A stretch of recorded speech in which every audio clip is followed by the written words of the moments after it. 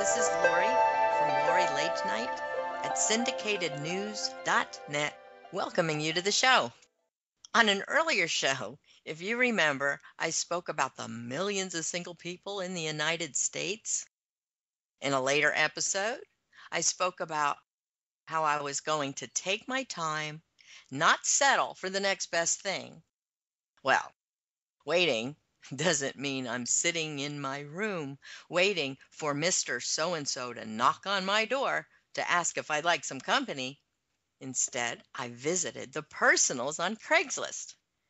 I was speaking to a friend on the phone, and we found this just too good to ignore. I answered a request for young, geeky nerd for a seafood festival. This man was 59 years old. I knew the date of the festival had passed, as well as I am not a geeky nerd. And yes, I am young at heart. So I wrote, and he responded and asked would I care to share a shrimp dinner or lunch at a waterfront eatery. Not being a seafood sort of girl, I asked could I swap it out for a burger. He said burgers were good and asked me to tell about myself. I said I was 50-something, attractive, blue-eyed blonde. And I asked what he meant when he asked for seeking a young, geeky nerd.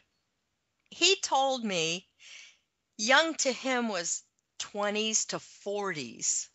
He finds the conversation better than people his own age who might be pretty, but not so open-minded anymore. Okay, time for the life dictionary. He's just seeking conversation from a younger person? Is that right? No, no, no, no. Well, what does he mean by open-minded? What he means is that women his own age won't fall for his standard lines that someone in their 20s, 30s, and 40s would still fall for. They would still think that this might actually be true, what he's saying. That's what, oh, they're not open-minded anymore. Meaning when they were younger, they fell for this, but now that they've had the same life experience that I've had, and they've had experience in life, they're going to see through my nonsense. That's really what it means. So he's going to influence them with his wise manipulation.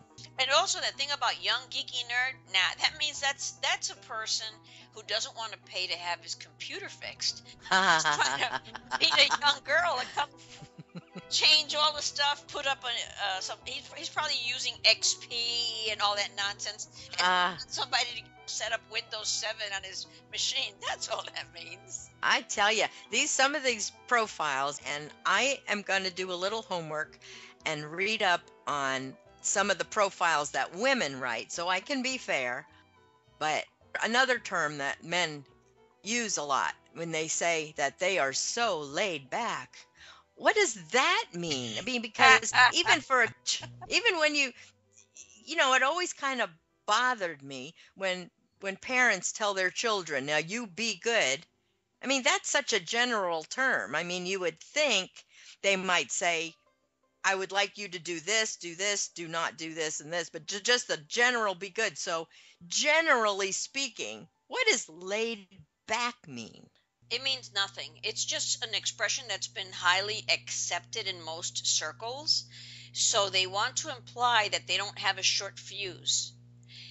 And if you have to identify that you're laid back, that means you're probably a person who's short-tempered.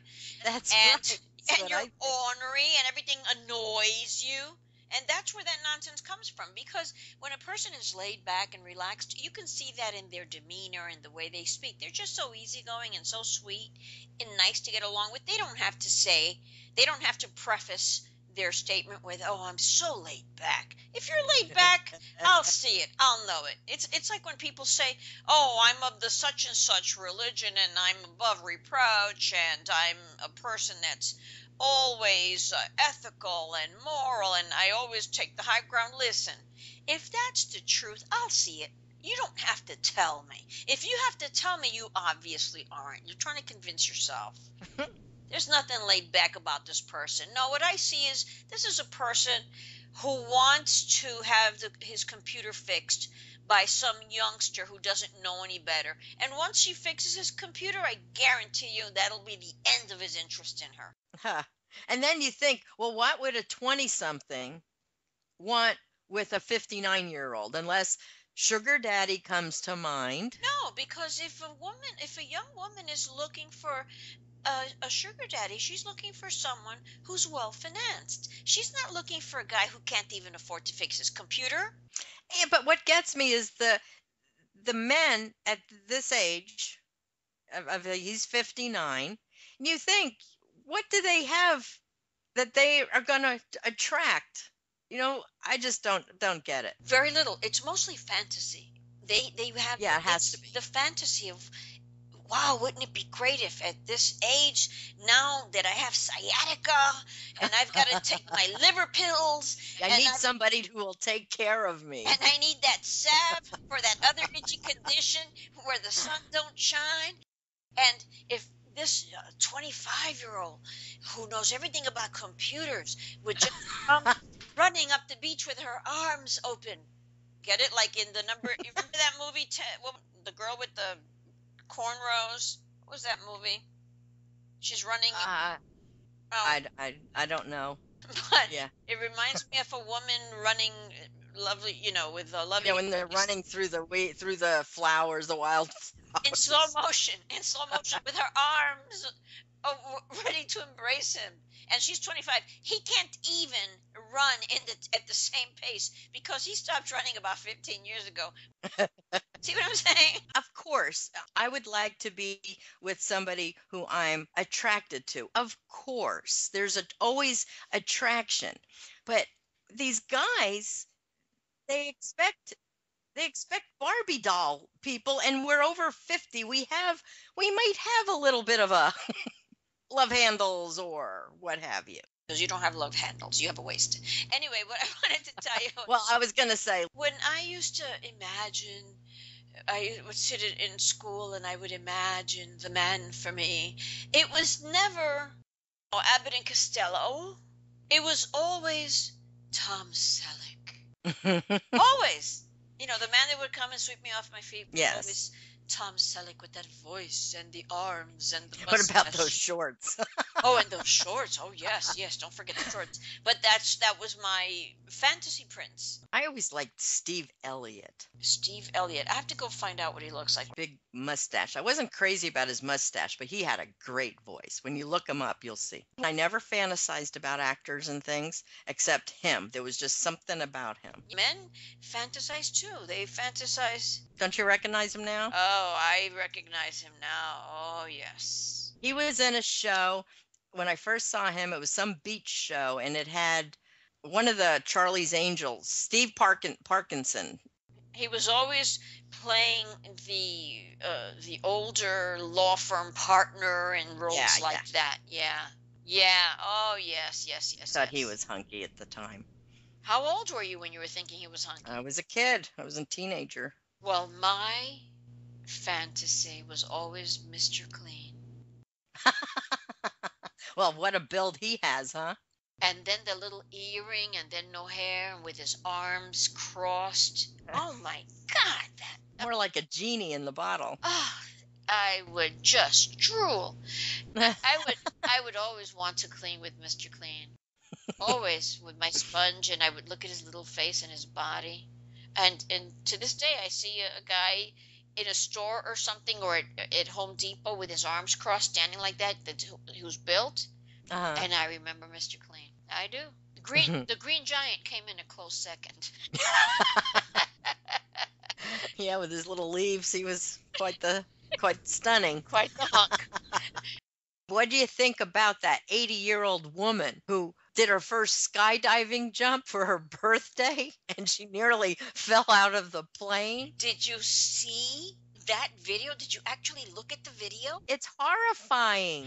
She didn't fall out of the plane. She is using her hands to try to stay in the plane, and the guide, or whatever you call the fellow that you're strapped to, that's supposed to go with you, he's pulling her arms in. he's pulling her arms in, and her mouth is in the shape of a zero. She's horrified. She's like, no, no. She doesn't have to say anything. I don't have to hear any audio. I can see in her face she's petrified, and she's trying to stay in the plane. Actually, if I were that fellow, if I were that person, I wouldn't care how badly she wanted to jump. I wouldn't care how much she paid. I would say, I'm sorry, ma'am. Terribly sorry for your safety. You're not ready. Yep, he should have kept her in. Psychologically, she was not. I could just see she's 80 years old. Her family can start claiming dementia and go on in and sue everybody, because you can see her using her legs and her feet, trying to stay inside the plane. Yes. And he's literally fighting with her and holding her by the wrists, bringing her arms in to jump. You paid for this and you're going. Exactly. My gosh. The poor thing, her butt's hanging out, her clothes are almost coming off. He had everything he could do to hold on to her. And he had her by the ankles. Oh my God. I mean, we're laughing, but it's so scary. We can only laugh because she's fine. Yeah, nothing tragic happened. If it had been a tragedy, we wouldn't be laughing. But the fact that she made it. I wonder if she's laughing. I wonder how many times she's looking at this video. Well, I'm adding that video to this interview, because I want people to see it. It was just marvelous. Anyway, good night. As always, I welcome your thoughts and experiences to be possibly used in a future show. Please email me at LoriLateNite@gmail.com. This is Lori from syndicatednews.net. Good night. If I'm seeing to mislead you, it's just my craziness coming through. When it comes down to just two